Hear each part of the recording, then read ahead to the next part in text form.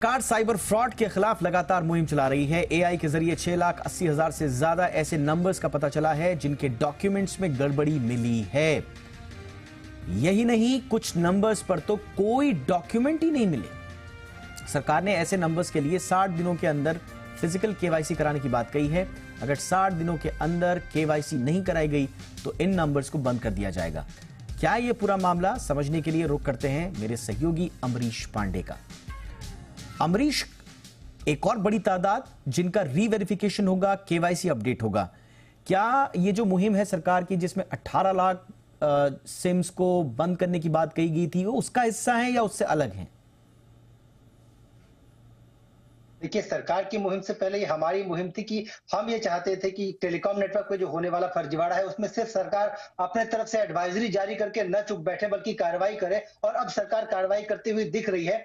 ये 6.80 लाख यानी कि लगभग 6.75 लाख नंबर्स ऐसे नंबर्स हैं जो कि उस 18 लाख से अलग हैं। इन नंबर्स में ये ऑलरेडी चालू थे नंबर्स, और एआई ने इनको ढूंढ के ये निकाला है कि इनके डॉक्यूमेंट्स में कई तरह के मिसमैच है। यानी कि अगर अमरीश पांडे ने नंबर लिया है तो हो सकता है कि आधार कार्ड पे अमरीश पांडे का नाम लिखा हो लेकिन वो नंबर किसी और के आधार कार्ड का हो, या एड्रेस वेरिफिकेशन के लिए अगर देखा जाए तो उसके लिए जो डॉक्यूमेंट्स दिए गए थे उसमें किसी और की डिटेल थी जो कि किसी अन्य नंबर के डिटेल से मैच कर रही थी। ऐसे तमाम नंबर्स को एआई के जरिए ढूंढ के निकाला गया था। इसके साथ साथ इन नंबर्स पे ऐसी कई तरह की संदिग्ध गतिविधियां देखने को मिली। मतलब कुछ नंबर ऐसे थे जिन पे सिर्फ एक बार की कॉल की गई थी, कुछ नंबर ऐसे थे जिनको सिर्फ अलग अलग मोबाइल्स में डालकर देखा जा रहा था। यानी कि हो सकता है किसी संदिग्ध गतिविधि में इनके लोकेशन को ट्रेस करने के लिए किसी और चीज के लिए इसका इस्तेमाल किया जा रहा था।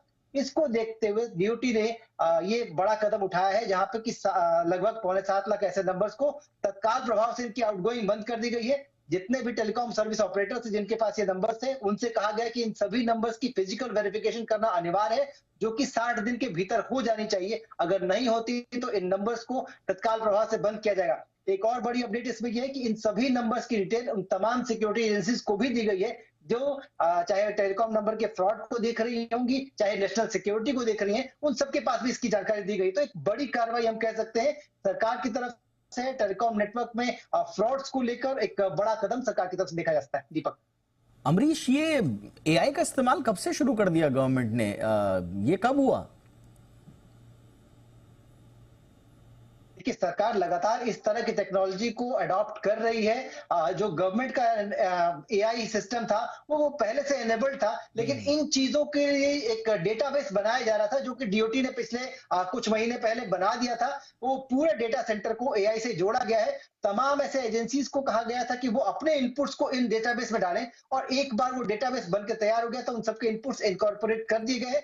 अब इस चीज की जांच आसान हो गई है और उसका नतीजा आपके सामने है, जो 6.75 लाख नंबर्स हैं जिन पे कि साफ तौर पे कहा जा रहा है कि इनके डॉक्यूमेंट्स मिसमैच है या फिर गलत तरीके से लिए गए या फिर किसी संदिग्ध गतिविधि में इन नंबर्स का इस्तेमाल किया। एग्जैक्टली, और बिल्कुल सही कहा अमरीश ने। हम लगातार ये मुहिम चला रहे थे कि कुछ ऐसी टेक्नोलॉजी लेकर आइए आप कि आप कम से कम ये जो फर्जी वाले से हासिल किए गए जो नंबर्स हैं, किसी का नंबर, किसी का आधार कार्ड, किसी को कोई और इस्तेमाल कर रहा है, ये बहुत अच्छी बात है कि अगर एआई टेक्नोलॉजी हमारे पास है कि वो इस तरह के मोबाइल्स का पता, सिम्स का पता लगा रही है, तो बहुत अच्छी बात है।